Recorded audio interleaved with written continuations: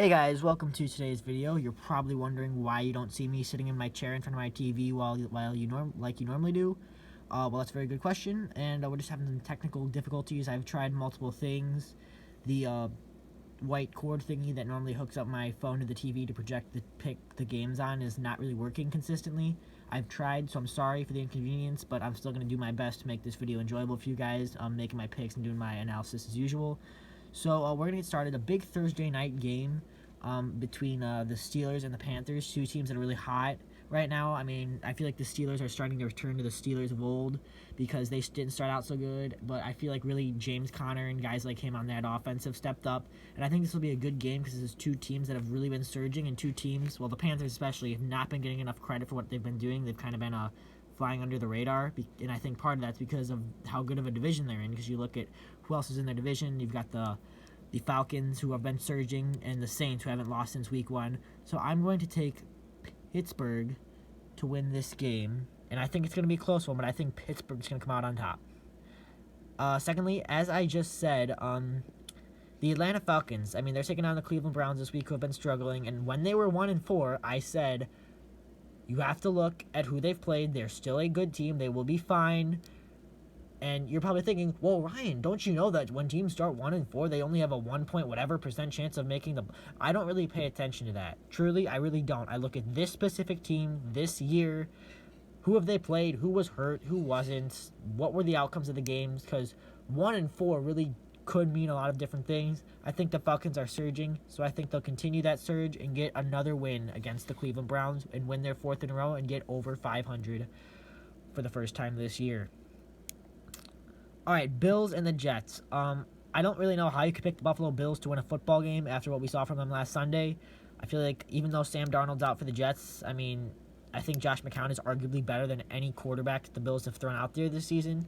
So I just think the Bills' offense, I cannot trust them. I mean, what did the Bears' defense get, like 85.5 fantasy points or something last week? Jeez. I don't know how you can pick the Buffalo Bills to win a football game, and this is more about the Bills struggling than the Jets succeeding.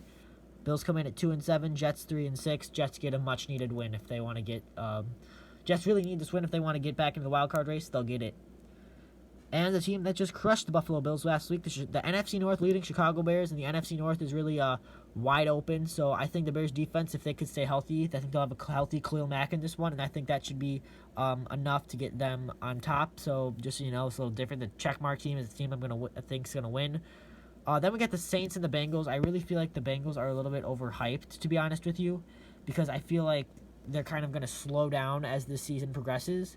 So here, I'm really going to... I don't know how you could pick against the New Orleans Saints right now, because they just got a huge win that could have huge playoff implications for whether it's first round bye, home field, or both. So I really don't get how you could pick against the New Orleans Saints right now. Come on. There we go.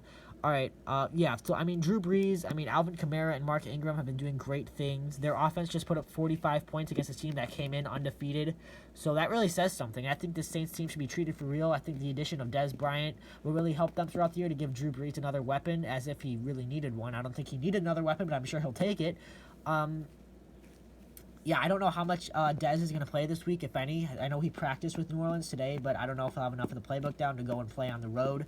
But we'll see. I mean, I think it'd be cool if he does, and the Saints play in Dallas in a couple weeks, so I think that'd be cool to see Dez go against his former team in Dallas. So that'll be really cool.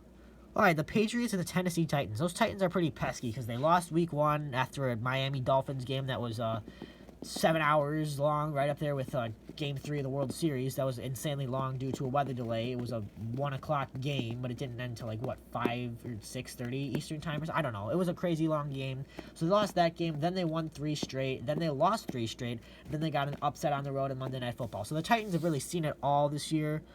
They're going against a Patriots team that did what they normally do. They start off strong, get everybody questioning them, saying, oh, but Brady's done, but Belichick's done, but they're not the same, but they're having locker room tension, but this and that and this person. The Patriots are the Patriots. The Tennessee Titans have not proven to me that they're a true contender.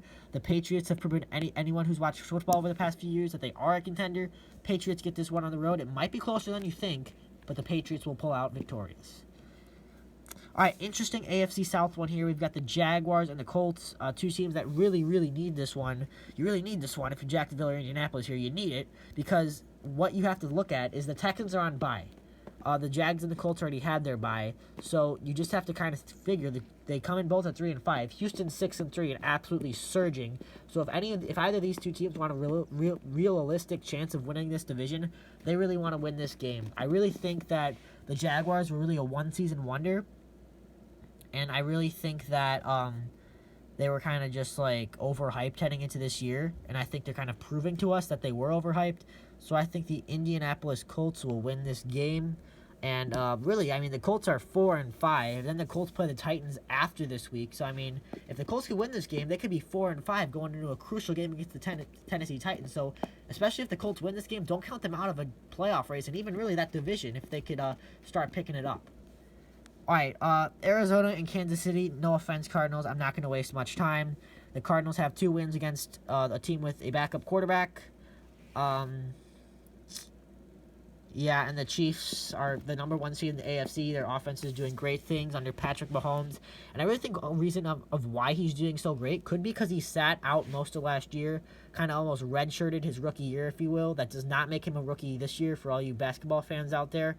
But the point is that he got the time to just sit, learn the playbook, learn what he's going to be expected to do, watch from current Redskins quarterback who was on the Chiefs last year, Alex Smith. So that was really great for him to kind of have Alex Smith and Andy Reid show him the ropes. And now look what he's doing after almost a year later after all that time off. So the Chiefs will win that one. All right, Redskins and the Buccaneers. I do think the Redskins are super overhyped. I feel like they kind of fell back to earth after a tough loss against the Falcons at home that really kind of proved to people that, all right, they're not really a true contender, because that NFC East, I don't really see a true contender in any of the teams in that division, but one of them's got to make the playoffs because that's just how it works.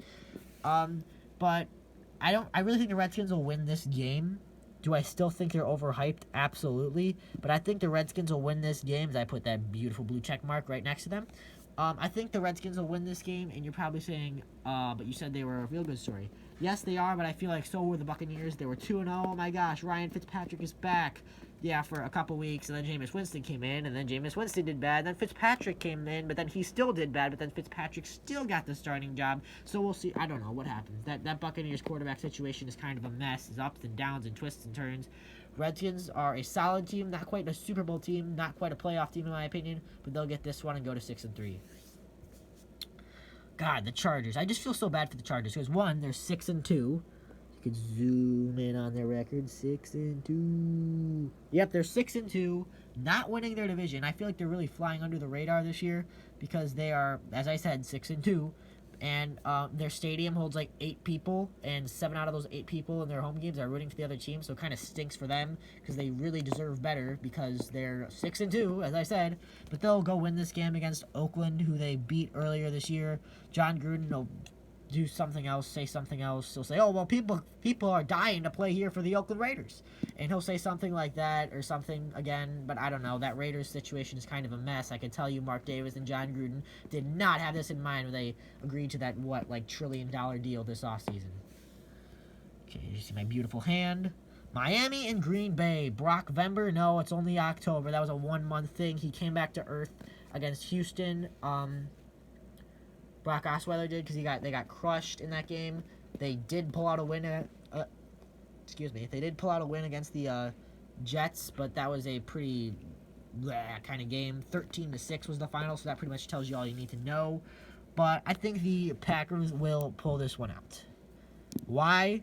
Aaron Rodgers and that offense is better than Miami's offense. Aaron Rodgers versus Brock Osweiler. 2 of the greatest quarterbacks in the game. Just kidding. That was Rodgers and Brady last week. Actually, if you want to catch 2 of the greatest quarterbacks in the game, tune into the Bills and the Jets and watch Nathan Peterman take on Josh McCown. Okay, anywho, we're getting a little sidetracked here. Seattle Seahawks and the LA Rams. I mean, sure, the Rams lost last week, but this is still a heck of a football team. This is still a team that's going to be playing into January of 2019, and they will get an, 5%. We got to get going. They are still a good team. Their offense still put up 35 points. I mean, they're a resilient group, so I think they'll be able to bounce back from their first loss. I mean, I know we saw a low last week, but we've seen the highs this Rams team could get to. They were the last standing undefeated team for a lot of reasons.